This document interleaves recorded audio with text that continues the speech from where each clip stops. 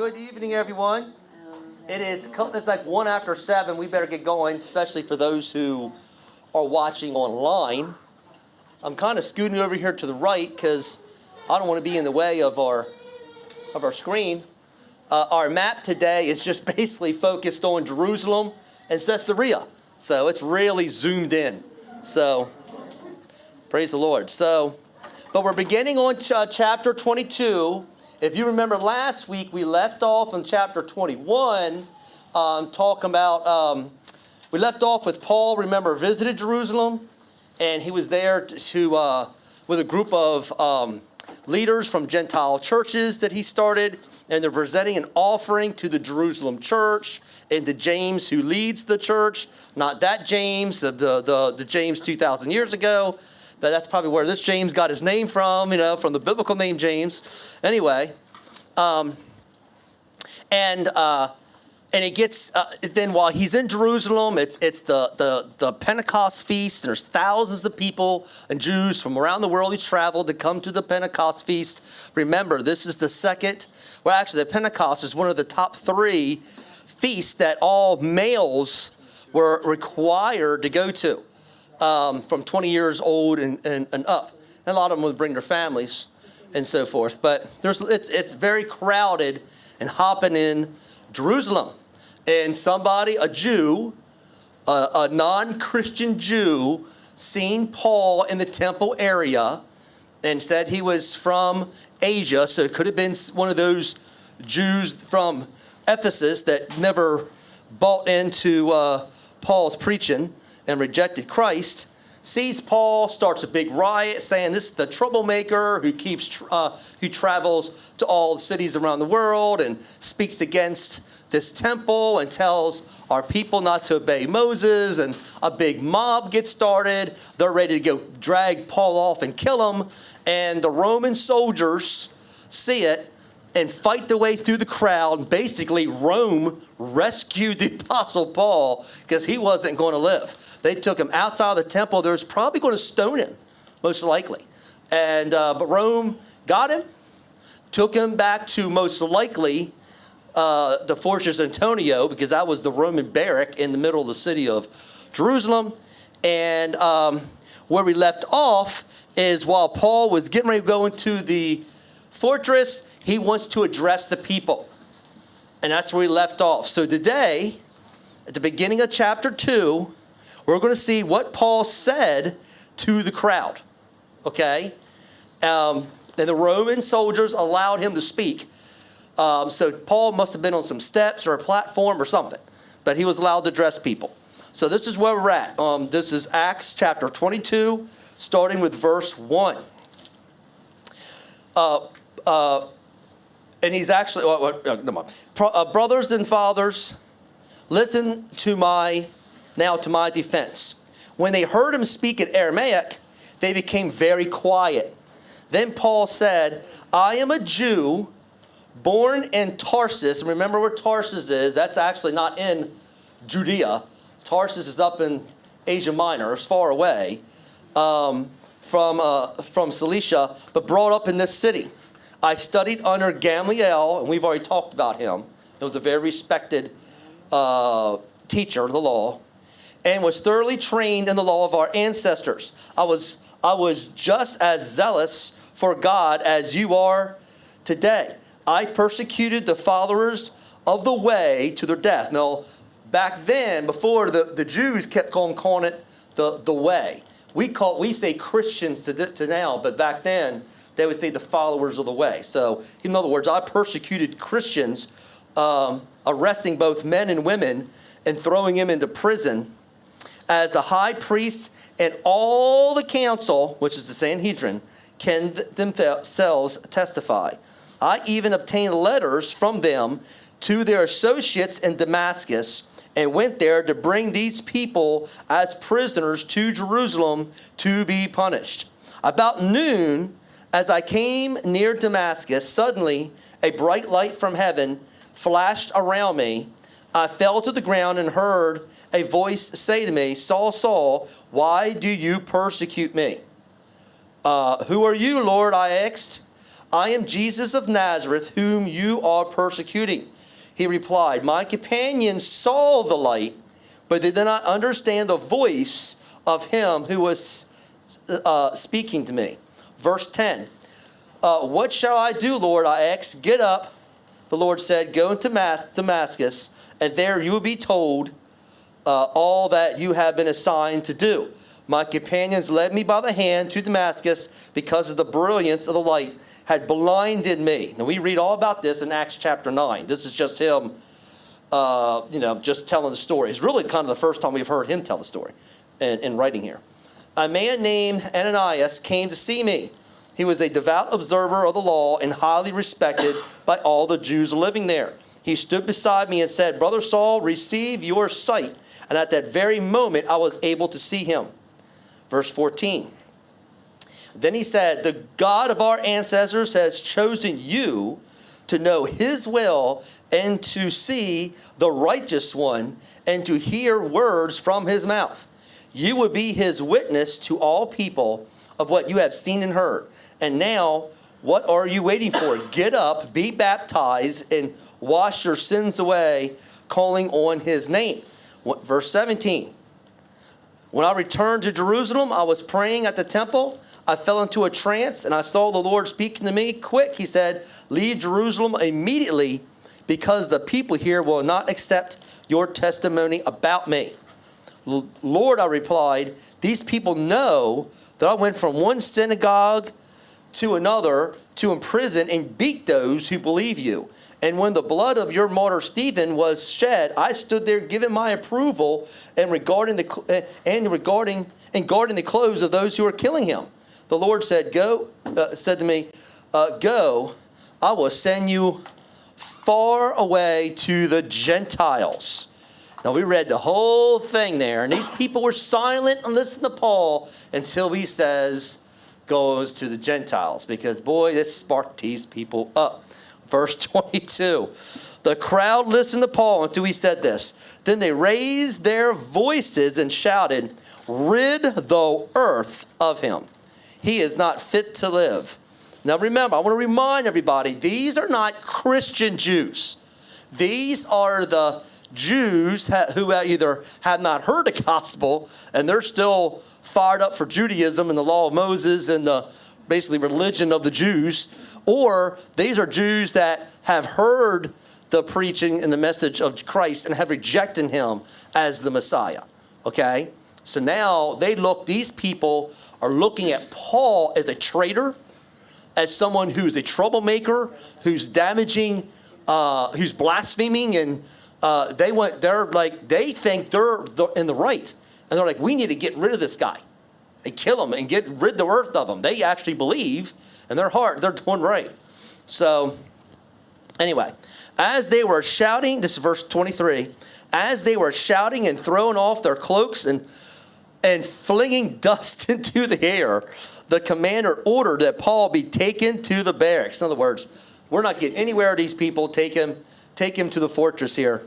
Now this is when it starts getting it good. He directed, and this is the commander, the Roman commander, he directed that he be flogged, this is whipped, and interrogated in order to find out why people were shouting at him like this. Now what that means, the flogging, that we mentioned several chapters ago, when Paul and Silas were beaten in Philippi, they were beaten with rods, which are most likely some type of stick that it still hurt, of course, but they're whipping your backs. But now we're talking about the Roman way of doing things, the soldiers. And the whips the soldiers had in Rome, this is the same type of whip that would have whipped Jesus, okay? Which the name of it, you've probably heard, is the cat of nine tails, which is a whip. And at the end of the whip would have 9 other strands of leather. And at the end of each strand, it would either have a piece of, some people thought it might be bone, stones, glass, whatever it is. It was made to, when they whip you, like the Indiana Jones whip would be bad enough. That can whip you and it can cut skin. This is not made just to whip you. The Roman whips are made to, when they sling at you, these little 9 sharp objects will dig into your back, and then they pull it out, and it takes flesh and meat with it. Some people died in the middle of the interrogation. Okay? This is one of the worst punishments. So now remember, Paul is a Roman citizen. I always wondered, why didn't Paul go in there, and now they got him chained up. Why didn't he just say, hey, I'm a Roman citizen? Before you all do anything, but he doesn't. Paul, I believe there's a reason why. Paul lets them wrap him up in chains. Paul lets them go over and spread him out wherever he was spreading out, and he was going to get whipped. So let's see what happens in verse 25. And the reason why they're doing this commander wants to know who this guy is. And if he's this Paul guy, and why is all this riot breaking out? And this guy is going to tell us who he is, and we're going to keep whipping him until he tells us. That's what's basically happened, interrogating him. Verse 25, as they stretched him out to flog him, Paul lets them get ready to do it. They got him tied all up. And Paul said to the centurion standing there, is it legal for you to flog a Roman citizen who hasn't even been found guilty? When the centurion heard this, he went to the commander and reported it. What are you going to do? This man is a Roman citizen. Now let's stop there. Why are they all so worried? Because you're going to find that from here on out, boy, no, Rome treats, I'm not going to say they treat Paul like he's a king, but it gets, they treat him with a lot of respect. How's that? Roman citizen, we talked about this, it could be purchased for a large amount of money. It's a big money maker for Rome. You can become a Roman citizen if you were born, like if your father was a Roman citizen and you're born, okay, I'm a citizen because he's a citizen, okay? You can become a Roman citizen if you are born in a Roman colony, okay? And if you are a Roman soldier and you finish your tour duty, I think it's like 20 years, and you don't die and you make it, one of the rewards you get is you get Roman citizenship, okay? You're like, well, why is it so important? Well, number one, I wrote down the perks of Roman citizenship. Number one is you cannot be chained, jailed, or punished without a trial. Paul hasn't went to trial. Okay, he hasn't been found guilty. Okay, you're innocent to be found guilty. You know, well, he's innocent. You know, so. If you feel like you're in a trial and you feel like you're not getting, this is not a fair trial, you can appeal to the emperor. If you're a Roman citizen, say, you know what, I don't trust these people. They're lying. This isn't fair. I appeal to Caesar. As soon as you say that, they have to automatically take you, and it's fully paid expense trip to Rome. So you stand, in your case, you stand in front of the emperor. That's like in America saying, I appeal to the president, and they ship you to the White House. You got to stand in front of the president.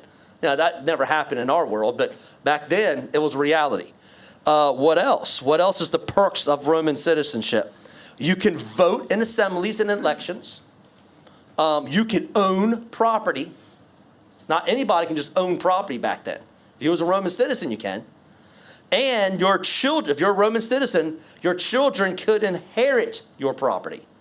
So a lot of people want it not only for them to be protected, but you know what? We want some land, and I want my kids to be blessed. All the land I own, I would give them as an inheritance. So it was a valuable thing, but it was hard to come by. You might say, well, what's the big deal with a Roman colony?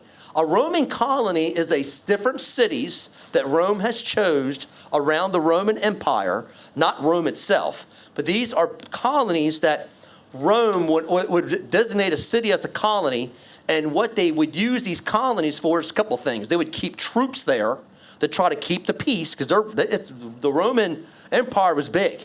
So we got troops there. They had these colonies for the retired soldiers to go live in. And they wanted to spread Roman influence. So if you lived in Rome, like Dwayne says, you know what, I'm tired of living in the city. I'm tired of all this stuff. I want to live out in the country.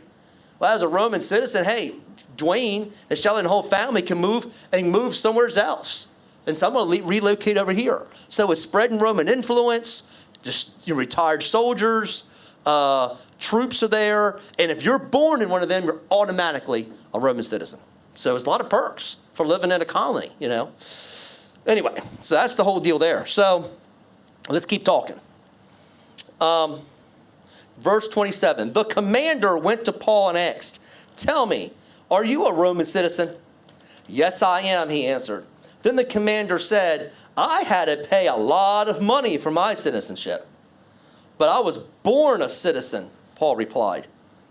Just look at how Luke writes this. As soon as they find out that he is legit Roman citizen, who they have put in chains, bad. They've tied him up, ready to whip him, bad. These guys can get in major trouble. The commander can get in major trouble. So look how Luke writes it.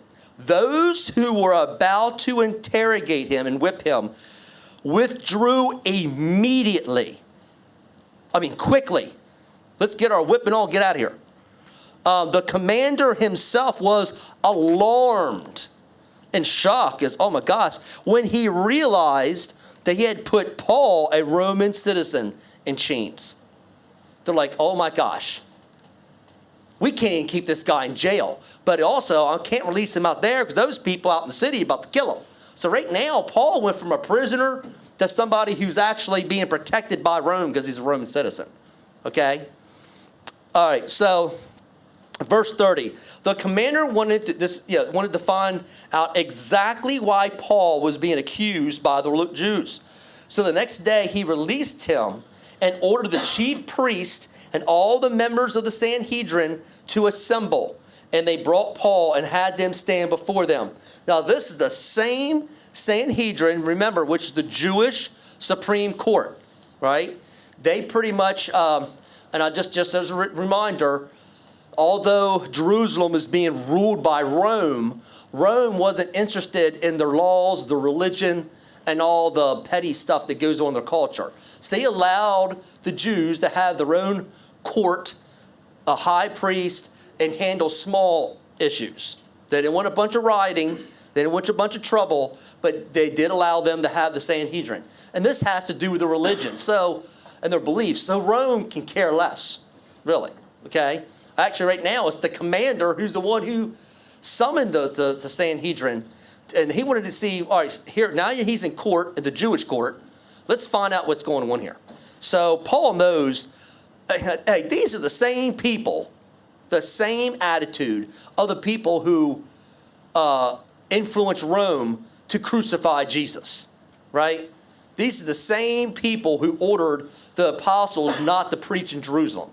So why will these people now want to hear Paul? No, it's going to be a complete waste of time, and Paul knows it. So let's go right now to chapter 23. And, chapter 23 here. So, and remember now, just a refresher, also the Sanhedrin was made up of 70 elders. These aren't just 12 people. 70 elders with the high priest seated in the middle of them. So it's really 71 elders, including the chief priest, the high priest. They are made up of both Pharisees and Sadducees. And remember, the Sadducees and Pharisees do not agree on biblical issues, and they did nothing but argue and debate all the time. So I don't know how they ever could agree on any type of decision in the Sanhedrin. But the biggest issue, and we're about to read, is the Sadducees did not believe in the supernatural. They didn't believe in angels. They didn't even believe in the afterlife, as the Pharisees believed all these things. So let's start with verse 1. Paul looked straight at the Sanhedrin. It's kind of funny. And said, my brothers. He didn't let the Sanhedrin talk. He's like, head the whole thing up. My brothers, he calls them brothers now. Okay? I have fulfilled my duty to God in all good conscience to this day.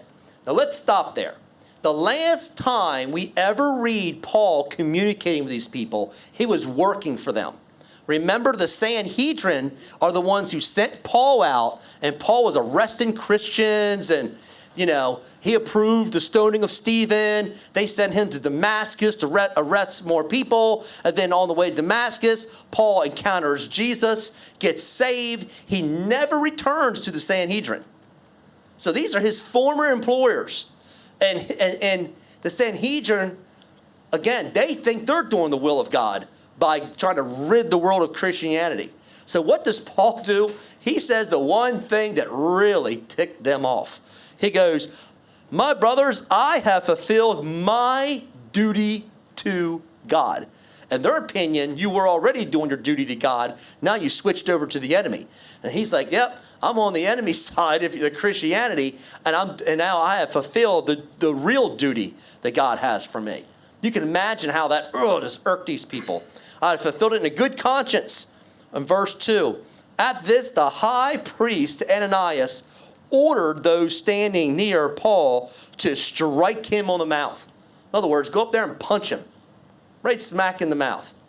So Paul, being the humble person he is, this isn't Barnabas now. Barnabas would probably, he would probably done this a little different. But Paul's a fired up, I told you he's a firecracker. So what does Paul do? The mighty Paul. Verse 3, Paul said to him, God will strike you, you whitewashed wall. Now he calls him a name. Now, what is a whitewashed wall, just in case you don't know? A whitewashed wall back then is another way of saying a grave. So, and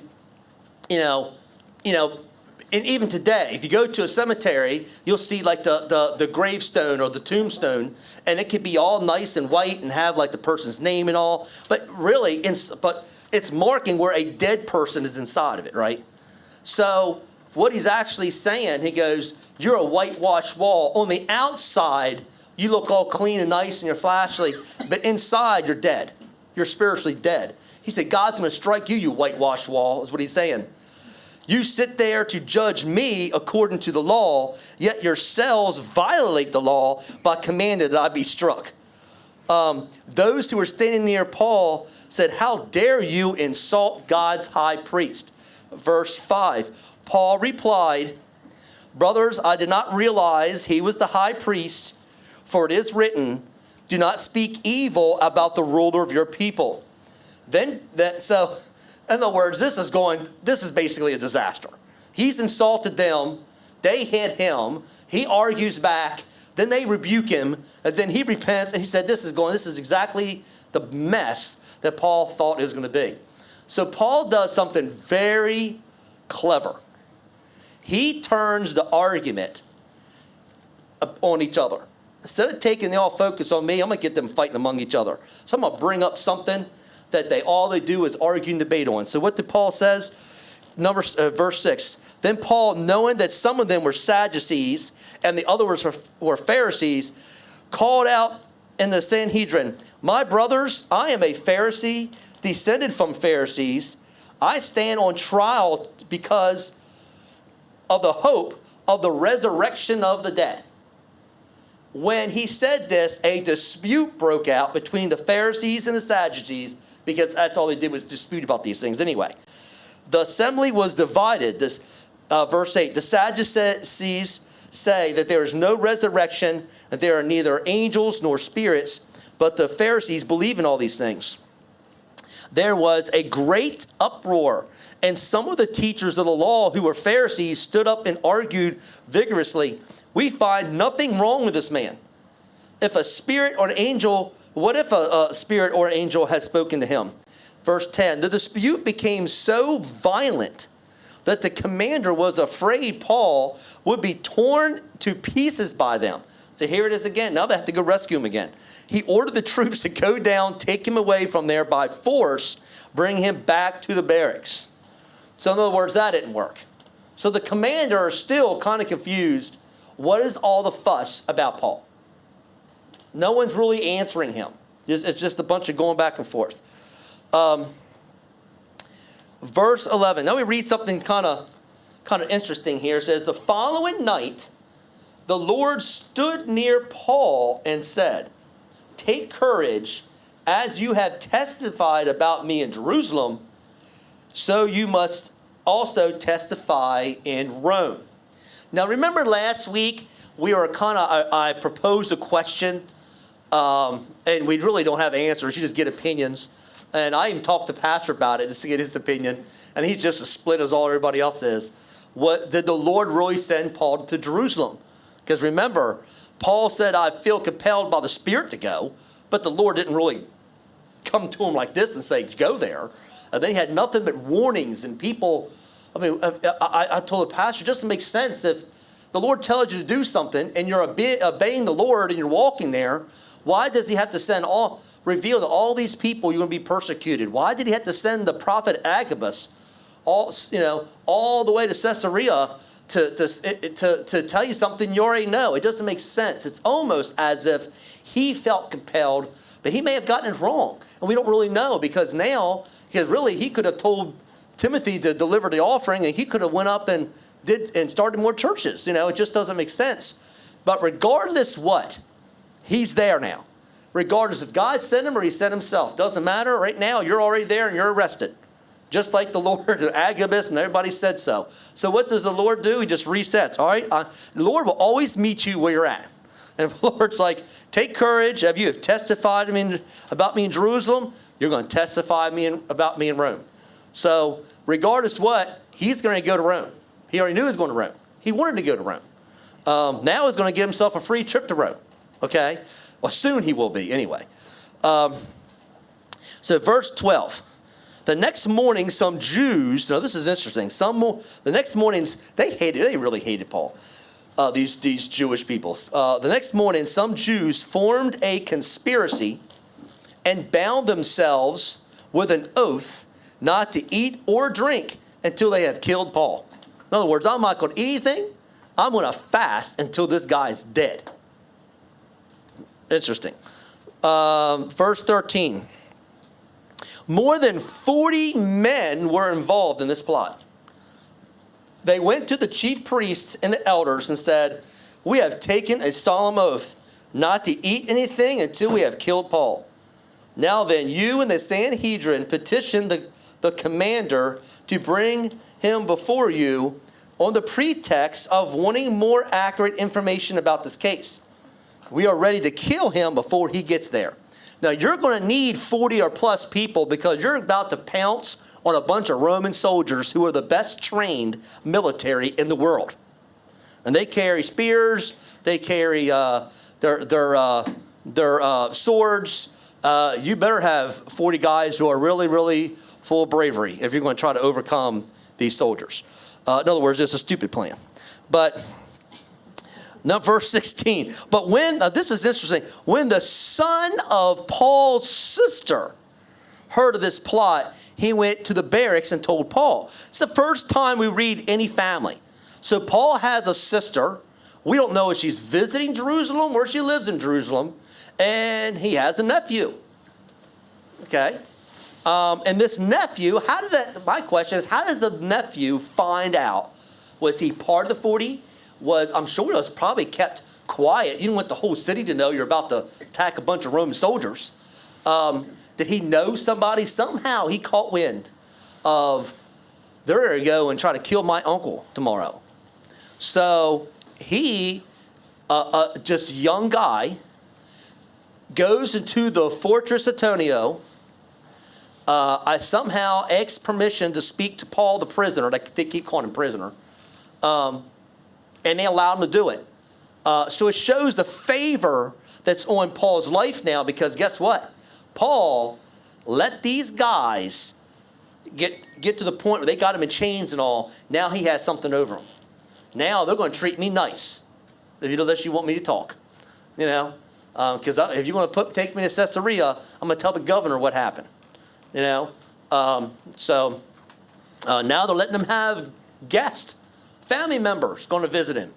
That most likely would not have happened if it wasn't for the fact that they put him in chains and all that. Verse 17, Paul called one of the centurions and said, take this young man to the commander. He has something to tell him. So they took him to the commander. And now Paul was bossing the centurions around. You know, they didn't have to listen to Paul, but they're basically doing anything he says now. The centurion said, Paul the prisoner sent me and asked me to bring this young man to you because he has something to tell you.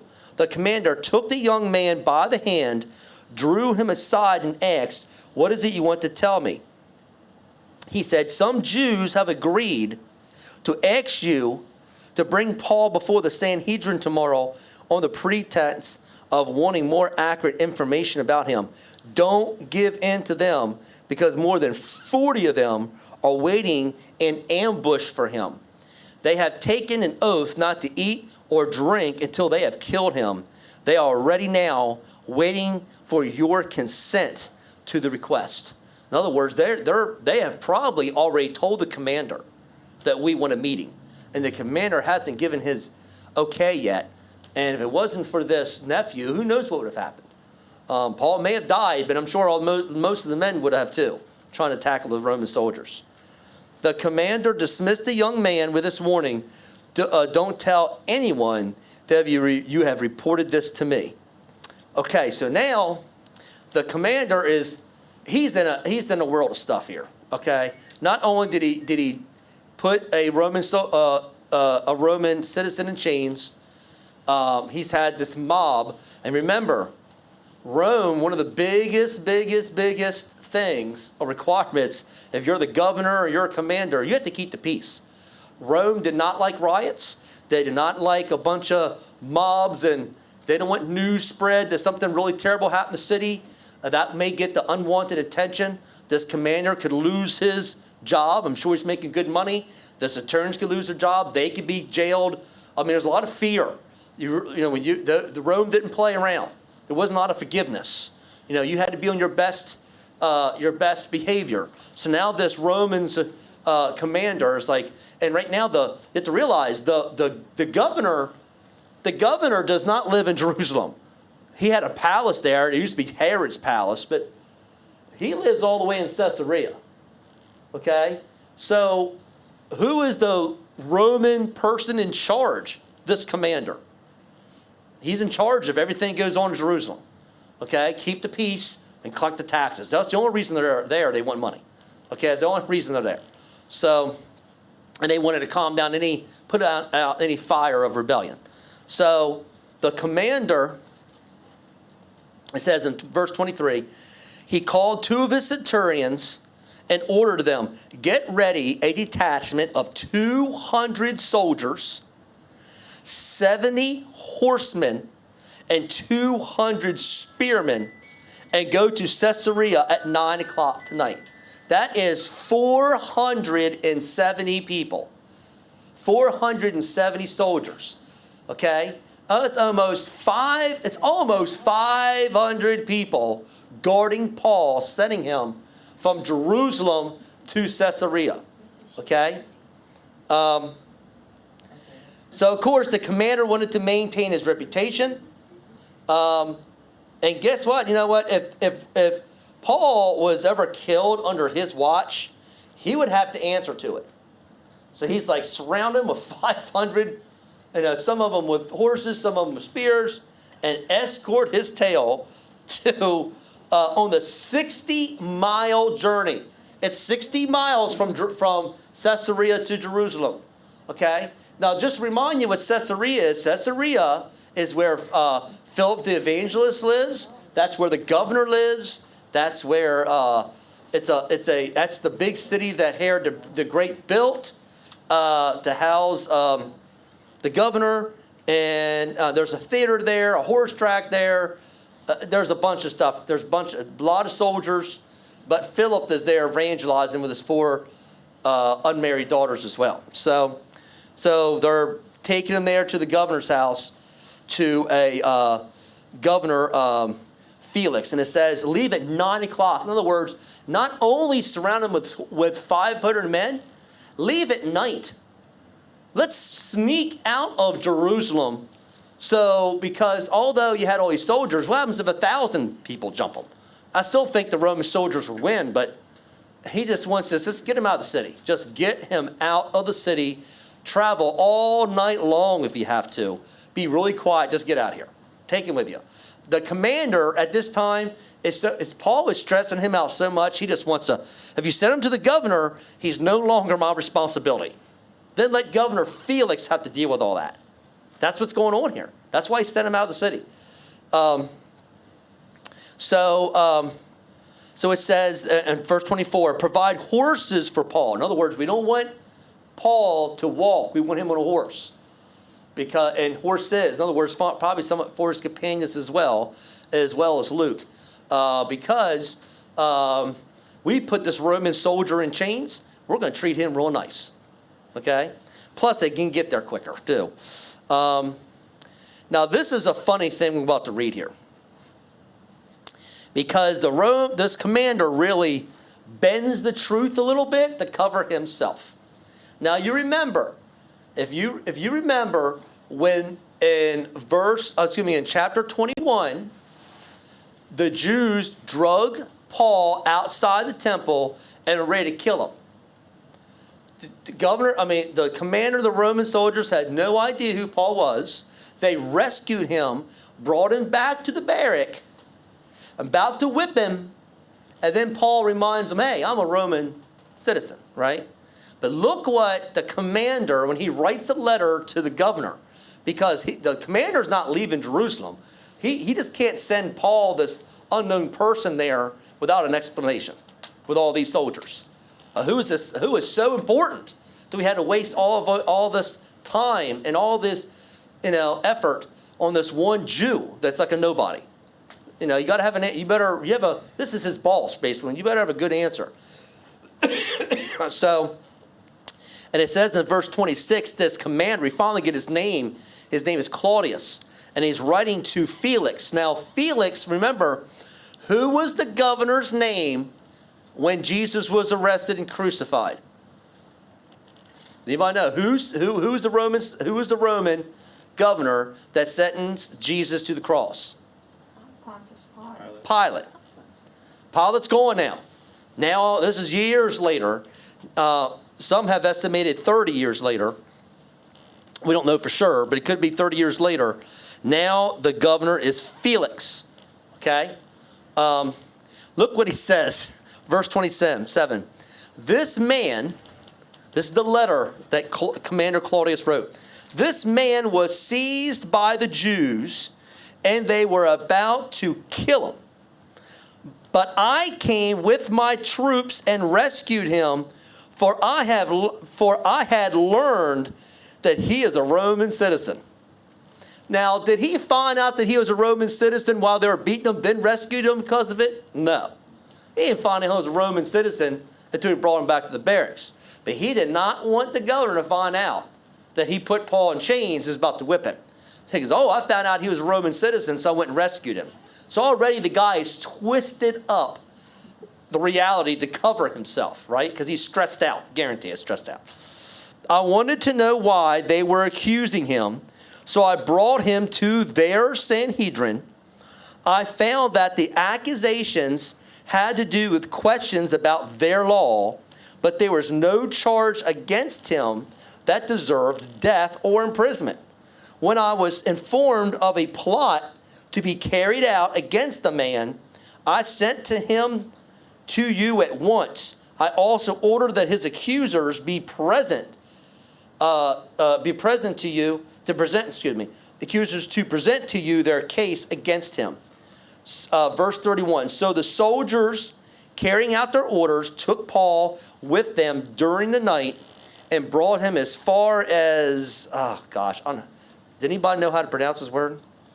Is it Antipatris? I don't know. Maybe anti something. Right here. Okay, so they brought him to this spot, which is basically not really quite halfway. They brought him right there, because remember, it's 60 miles and leave it at night. The next day, so they must have spent the night there. The next day, they let the cavalry go on with him while they returned to the barracks. In other words, we're far enough out of the city. No one has followed us. No one has chased us. There's no army behind us, which should be fine. All right, so So the cavalry, which was a 200 men and horses, they took him the rest of the way to Caesarea. They arrived and they delivered the letter to the governor and handed Paul over to him. The governor read the letter and asked what province he was from. Learning that he was from Cilicia, he said, I will hear your case when your accusers get here. Then he ordered that Paul be kept under guard in Herod's palace. And they call it Herod's palace because Herod built Caesarea, named it Caesarea after Caesar. He was just kissing up to the emperor. That's all he's doing. But he built this magnificent palace. If you go on like Google or something later on tonight and just hit it, just type in Caesarea Maritime, you'll find the ruins of this palace. And you see it, because he built this big port where ships can come in, and it's supposedly just a marvelous thing he built. And this big palace, supposedly had a swimming pool. And if you look, it's really wild. If you look at the ruins, right in the middle, you see this big rectangle pool. You can still see the pool, what's left of it. It's full of seawater now, but you can see it. And people have believed that they found what they believe is to be the jail, the prison in this palace where they would have kept Paul.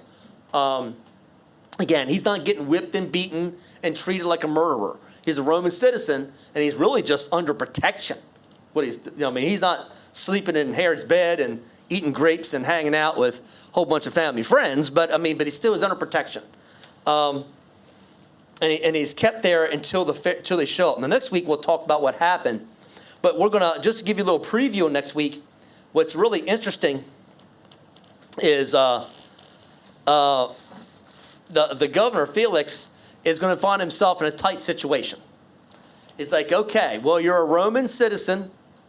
I can't hand you over to, I can't hand you over to the Jews. They're going to kill him, right? And but if he set Paul free, that could cause a riot and a disturbance. So what do? You know what Felix does? Just keeps Paul in prison for like 2 years. Paul does nothing for 2 years. He doesn't write a letter. No one's really visiting him. Nothing's really happened for 2 whole years. And that's where you kind of wonder. It's like, Paul, I know the Lord sent you to Rome, but that was like 2 very unfruitful years of your life. So that's when you get back to the question. It's like, was this the Lord's will to do all this? Maybe. Or maybe Paul just was being stubborn and he gets arrested. Now he's got to do all this mess. Eventually he does go to Rome. When he finally arrives at Rome, he's under house arrest, and he writes his prison letters, which is Ephesians, Colossians, Philippians, and Philemon. Those are the 4 prison letters. He writes them from Rome, and he gets to minister to people because he's just under house arrest. He's not in a dungeon somewhere. But gosh, it takes so long to get there. So that's where you just wonder. I looked it up online, get different people's opinions, and everybody has different opinions. What more could Paul accomplish if he just didn't walk into Jerusalem?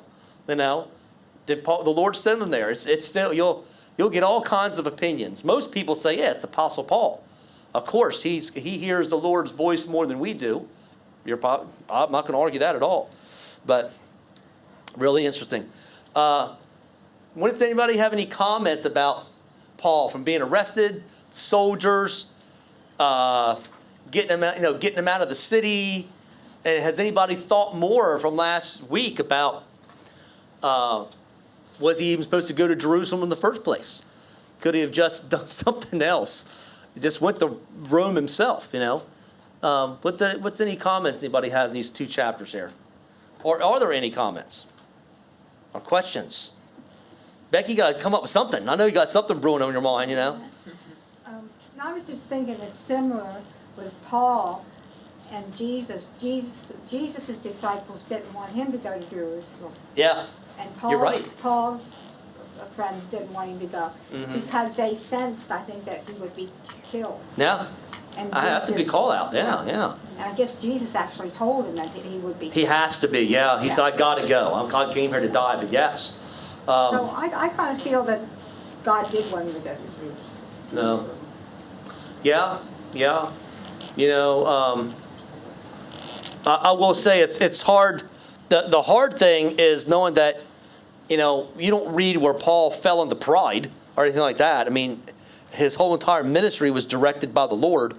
It's kind of hard to believe that if he missed it, you know, like when I was in youth ministry, I'm talking about my own life. Just when I was in youth ministry, I knew if I was making a decision, we were doing something that wasn't of the Lord. The Lord doesn't mean it's bad. It just means if I'm like, oh, let's go book master's commission. You give me a couple days, I'm like, you know what, I'm not feeling it. I don't think we're supposed to go do that this time, you know? And sometimes I feel like, man, I really feel pulled over here. So, and it's not like Paul said, I'm going to Jerusalem and jumped on a plane and got there in 2 hours. It took him like months to get there. So if Paul was working against the Holy Spirit, you mean that he had total peace, and then when he gets there, it's like, you missed it? That's a good, you know, call out, Becky. I mean, I'm sure some of you know. You know when you're not in God's will. I bet there isn't a single person here who can tell me that there wasn't one time, and it could have been about you and your family, you yourself. You did something, it's like, or maybe you were getting ready to go do something, it's like, I don't know. I feel like the Lord's given me a, you know, what you're supposed to do, what people say is follow the peace. The Lord will give you peace about a decision, you know. There's some things in my life right now, me personally, that I was talking to James a little bit about, some things in the future and job-wise, and say, well, does the Lord lead me here and lead me there, or shall I leave what I'm doing and go? I don't know. I don't feel any warning, and I don't feel anything. But, you know, so if you don't feel anything, I asked Pastor Daniels this years ago after I got saved. I said, you know, what happens when you pray and you're like, I don't know what direction to go in, Lord, and I don't feel any direction either way. I don't feel you pulling, but I don't feel you stopping it. And what do you do? And he's like, well, you pray about it, and you have the Lord's interest, and you have a heart that follows the Lord. You're full of Spirit, and you've prayed up, and you're not really getting a direction. Usually, just go in the direction that you kind of want to go in. Okay, maybe that's what the Lord. Maybe the Lord doesn't really have a particular thing you want to do. You go in the direction you want to go. And if you go in that, if you start going that direction, it's not of the Lord, He'll tell you. So that's right. It'd be kind of hard to believe that Paul spent 3 or 4 months or more, because he said that he felt compelled to go to Jerusalem, and he's in Ephesus, but then he goes and spends 3 months in Corinth. So it took months for him to get there. Months. He spent the winter in Corinth. Well, Pentecost celebration isn't until the end of spring, beginning of summer. I mean, so it was probably 6-7 months before he got to Jerusalem. So it would be kind of hard to believe that he was that out of tune with the Lord for that long. You know, that's really kind of hard. And you're taking people with you. So yeah, you may be right. But what doesn't make sense is the fact that when you're there, you get arrested. He wasn't ministering to any of these soldiers, and he gets stuck in Caesarea for 2 solid years. There's no fruit in that either. The only fruit that possibly could happen, I'm going to throw something out at you. You don't read about it in Acts. Luke. Luke has been documenting the book of Acts, right? But Luke also wrote the Gospel of Luke. Now, how does a Gentile historian know the details of Luke? Do you realize that of all the Gospels, now Matthew is a Jew, Mark is a Jew, and John's a Jew. Matthew and John are disciples that travel with Jesus for like 3 years or more. But it's Luke is the one who tells the story gives the Christmas Bethlehem story. Now, how did Luke get that information? Well, when you read the beginning of the Gospel of Luke, and I'm not reading it right now, but Luke basically says that others have written about basically the life of Christ, but he basically gives the The idea that he went out and he used the word investigated, like he went and did interviews. He wanted to interview the people. When did Luke have time to do this? Well, when you're traveling with Paul and your leader is stuck in a prison for 2 solid years, what are you going to do? I'm going to write a book. He had plenty of time. No one's worried about Luke. Luke could walk right on back, and guess who he's probably telling? You know where he probably got the Bethlehem story from? Mary. If you're writing a book about Jesus' life and you want to start at the beginning, I'm not going to ask a disciple. I'm going to go find the mother of Jesus. That's a private family story. You know? Hey, an angel visited me and tells me I'm going to be pregnant with a child. And he's going to be the Emmanuel. He's going to be the Christ. And then my family, then I go stay with my cousin Elizabeth, John the Baptist's mom. And then all of a sudden, we had to travel. Joseph and I, before he was married, had to travel to Bethlehem, but no one let us in. So we gave birth to the Christ child in a manger. This is all family stories. This has nothing to do with Jesus actually teaching anything or anything. That story comes from like someone who's, and it could have been his family, it could have been brothers. I mean, James was there, James, his half-brother. So, but most likely, Luke, during this 2-year period, is interviewing people about the life of Christ. And he's writing stuff down, first-hand stuff that none of the other Gospels have. Think about it. You next Christmas, and you're reading about the manger and all that stuff, and all these plays you see, it comes from one source, Luke, who's a Gentile. He was nowhere near these events. He had to get this information from family. And when did he have time to do it? He's not going to do it when Paul in his travels, because Paul is everywhere. He's in Greece and all. But now, he's right here. So maybe the fact that Paul had to be in prison for 2 years gives Luke plenty enough time to write his gospel. Does that make sense? That's my 2 cents. That's what I feel. I don't know if the Lord's in it or not, but I think it's pretty cool anyway, you know. And that didn't come from me. That's like a lot of the studies I read, but I think it's very interesting. Possibly he's in there for 2 years.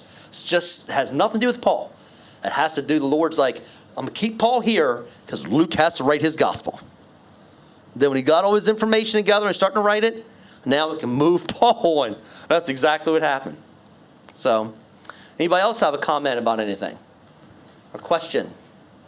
We know we only have 2 more weeks after this. Next week, we're doing 3 chapters. Next week, we're doing chapter 24, 25, and 26. And then on the first Wednesday of July, what's it? That'd be like the 2nd. We're doing 27, 28, we're done. I have no idea what's happening after that. But Acts is going to be finished. So, but the rest of it's just him traveling. It's just interesting stuff. But it's just him traveling and what happens. So, but there's some really interesting things to talk about next week on all the crazy stuff that happens while Paul was and there for 2 years. It's really interesting. So, it's about 4 of. How about, does anybody, if no one else has a comment or question, we'll just end with prayer. And if that's cool. So, thank you, Lord, for this time. Thank you, Lord, for your word. Thank you for the insight you've given us. And I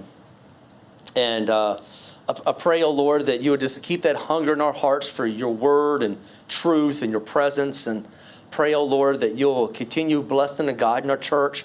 Give us safe traveling mercies home tonight. And just pray for all Delmarva. Pray for a great salvation, a great healing to take place in this area, a great awakening, oh Lord, and do mighty things. In Jesus' name we pray. Amen.